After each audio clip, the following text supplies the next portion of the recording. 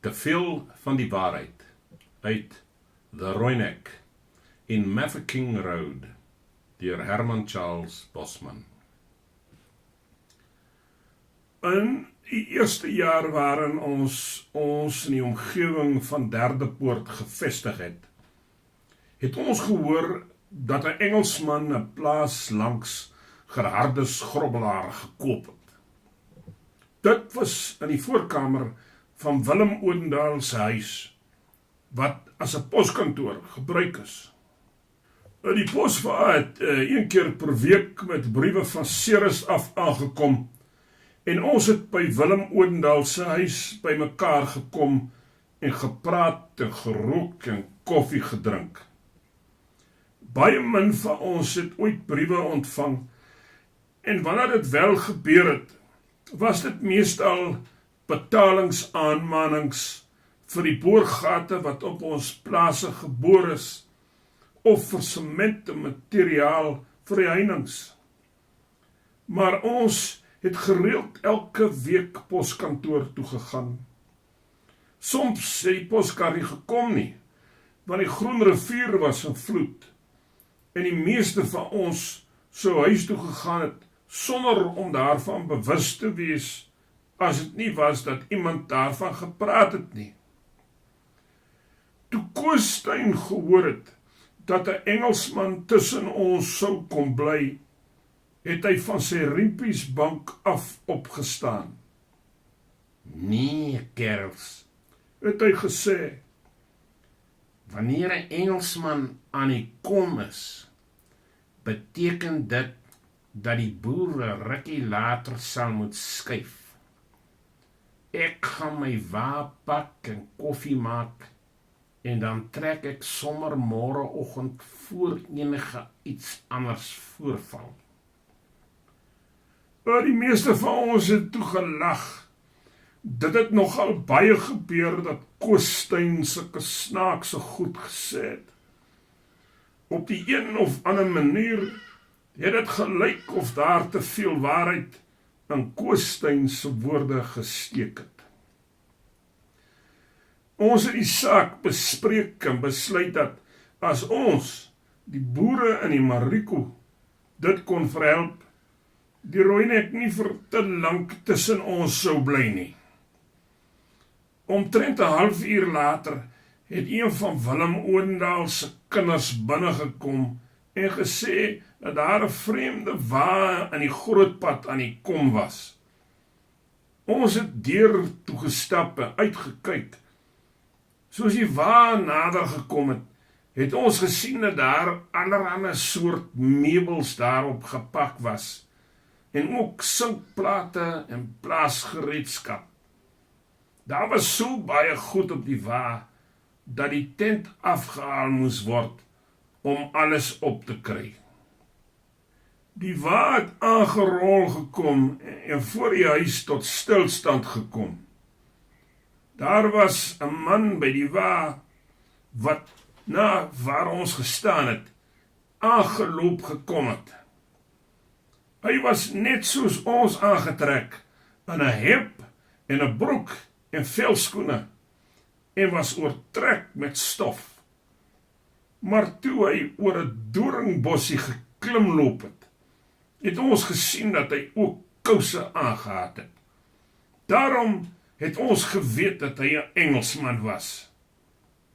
Koos Steyn het voor die deur gestaan. Die Engelsman het na hom toe opgeloop en sy hand uitgesteek. Goeiemiddag, Het hy in Afrikaans gesê, my naam is Webber. Hulle het mekaar die hand gegee. My naam is Prins Lord Alfred Milner. Het Koos Steyn gesê. Lord Milner was toe die gouverneur van Transvaal, en ons het almal gelag. Die Rooinek het ook gelag. Jawel, Lord Prince. Het hy gesê, Ek kan jou taal so 'n bietjie praat, en ek hoop om dit later beter te kan praat. Ek kom hier woon, en ek hoop dat ons almal vriende kan wees. Toe het hy na ons toe gekom, maar die mense het weggedraai en geweier om met hom hande te skud. Ek was die laaste een na wie hy toe gekom het. Ek het jammer gevoel vir hom. En hoewel sy nasie my volk onregverdig behandel het ek beide my kinders in die konsentrasiekamp verloor het, was dit nogtans nie juis die Engelsman se skuld nie. Dit was die Engelse regering, wat ons goudmyne wou gehad het, se skuld. En dit was ook koningin Victoria, wat nie van oom Paul Kruger gehou het nie, se skuld. Want hulle sê dat, toe hy in Londen toe gegaan het, oom Paul net vir 'n paar minute met haar gepraat het. Oom Paul het gesê, dat hy 'n getroude man was, en hy was bang vir weduwees. Ek en Koos Steyn het saam met die Engelsman Webber terug na sy wa toe geloop. Webber en Koos Steyn het groot vriende geword. 'n Paar weke voor Webber daar aangekom het Koos Steyn se vrou geboortegeskenk aan 'n baba. Dit was hulle eerste kind, nadat hulle reeds 7 jaar getroud was. En hulle was baie aangenome met hulle kind. Dit was 'n dogtertjie. Koos Steyn het gesê, dat hy liewer 'n seun sou wou gehad het, maar nogtans is dit beter as niks. Reg van die begin af het Webber gesindigheid in die kind gehad. Sy is Jemima gedoop, vernoem na haar moeder. Dikwels, wanneer ek by Koos Steyn se huis verbygegaan het ek die Engelsman op die stoep sien sit, met die kind op sy skoot.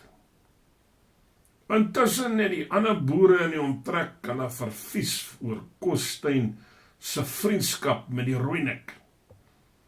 Hulle het gesê dat Koos 'n hensopper en 'n landsverraaier was. Hy was intiem bevriend met 'n man wat gehelp het om die Afrikaner nasie se ondergang te bewerkstellig. Dit was nogtans nie regverdig om Koos 'n hensopper te noem nie. Koos het in die Graaf-Reinet distrik gewoon toe die oorlog uitgebreek het en was dus 'n Kaapse boer en dit was nie nodig vir hom om te veg nie. Nogtans het hy by die Vrystaatse Kommando aangesluit en daar aangebly tot vrede gesluit is. En as hy deur die Engelse gevang sou word, sou hulle hom as 'n rebel doodgeskiet het, net soos hulle met skepers en van ander boere gedoen het.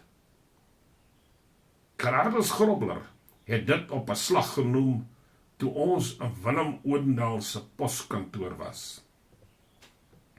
Jy doen nie die regte ding nie, Het Gerardus gesê. Sedert Slagtersnek is die boer en die Engelsman vyande. Ons het hierdie oorlog verloor, maar eendag sal ons wen.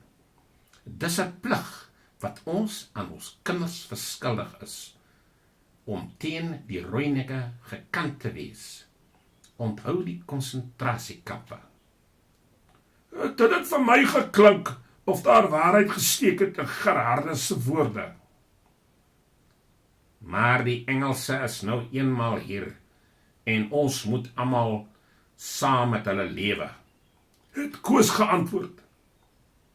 Wanneer ons so ver gekom het om mekaar te verstaan, sal dit miskien nie nodig wees om meer te beklei nie.